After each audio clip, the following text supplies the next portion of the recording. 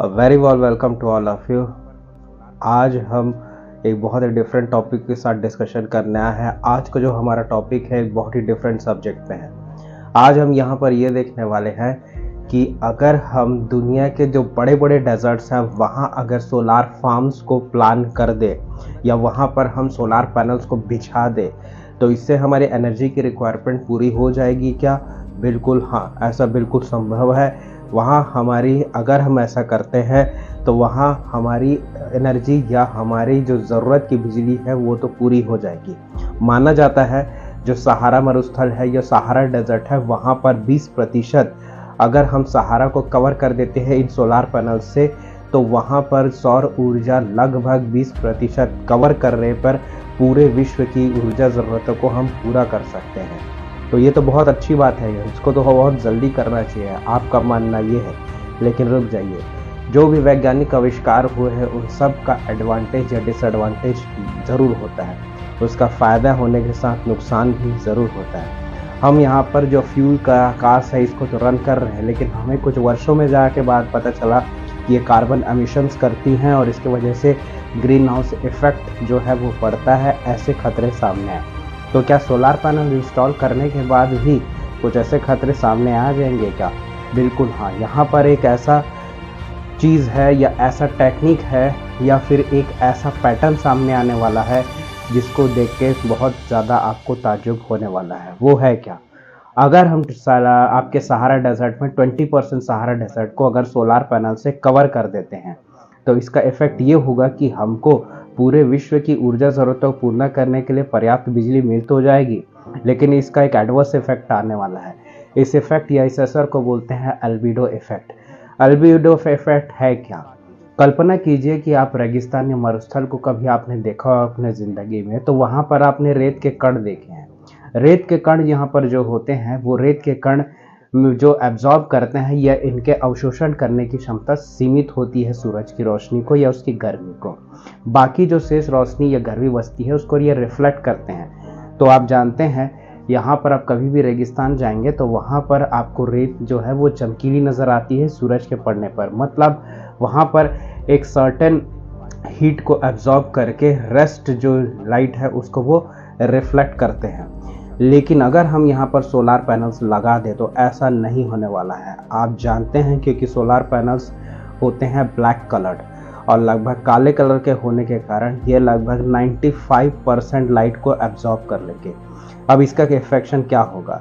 रेगिस्तान आवश्यकता में ज़्यादा गर्म तो है ही, लेकिन सोलार पैनल लगने के कारण मान लीजिए अगर सूरज से आने वाली 95% लाइट को ये हीट को अगर ये एब्जॉर्ब कर जाते हैं तो कल्पना कर सकते हैं वो जगह कितनी गर्म हो जाएगी।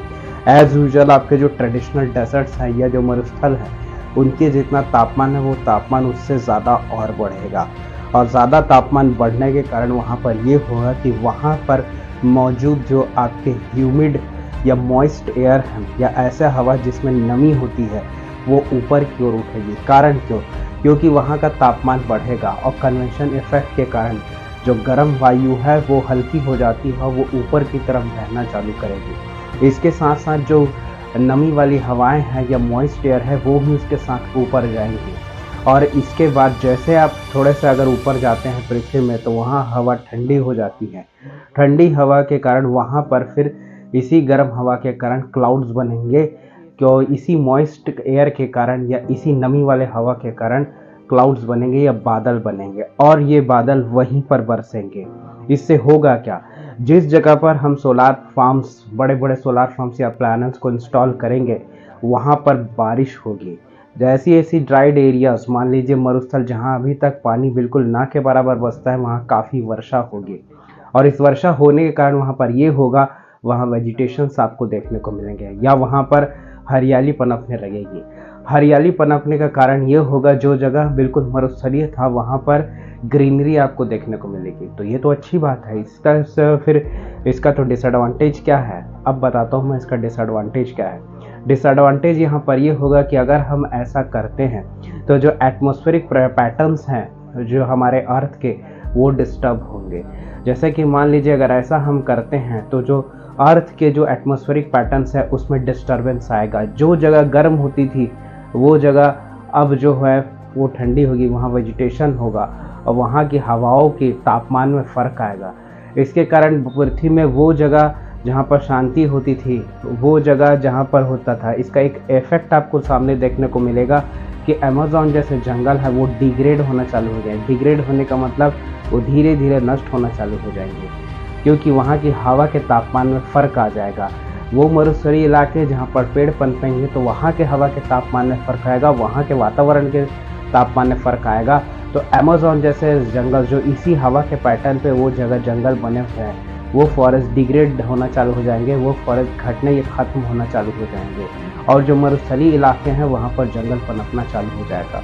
इस डिस्टर्बेंस के साथ ही कुछ ऐसे जगह जो सदर्न ऑक्सीलेशन वाली हवा है उनमें फ़र्क आने लगेगा और वहाँ पर लगभग हरिकेन जैसी स्थिति हो जाएगी। साइक्लोन जो होते हैं तूफान वाली स्थिति वो पैदा होगी इन्हीं हवाओं के कारण। दूसरा चीज़ है जो हमारे पोल्स हैं, साउथ पोल और नॉर्थ पोल, जिसमें से एक आर्टिक पोल वाला इलाका है, वो और भी जल्दी पिघलना चालू हो जाएगा। ये इसी हवाओं के पैटर्न के ऊपर निर्भर होता है कि हवाएं जिस जगह गर्म होती हैं फिर एक जगह वो रफ्तार से चलती हैं तो दूसरी जगह ठंडी भी होती हैं।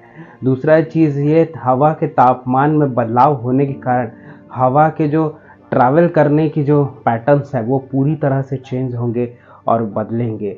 इसके कारण वो देश जो मरुस्थलीय है, लगभग इसमें एक उदाहरण मैं देना चाहूँगा यूएई का, यूनाइटेड अरब एमिरेट्स, जो दुनिया का 5वां सूखा देश माना जा रहा है, तो वो एबीएस फार्म्स को प्लान करने की सोच रहा है। मतलब आपके एब्जॉर्ब ब्लैक सरफेसेस जैसे सोलार पैनल्स को लगाएगा और लगभग आपके 15 से 20 स्क्वायर किलोमीटर्स में अगर इसको लगाया जाए तो वहाँ के तापमान में इफ़ेक्ट करेगा, वहाँ की जगह को तो ज़रूर इफ़ेक्ट करेगा। वहाँ पर वेजिटेशन बन जाएगी, वहाँ पर बादल बनेंगे, ऊपर जाके तापमान में बदलाव आने के कारण वहीं बरसेंगे। लेकिन इसके वजह जो मानसून हवाएं चलती है, जो एटमॉस्फेरिक पैटर्न है, उसमें बदलाव आएगा।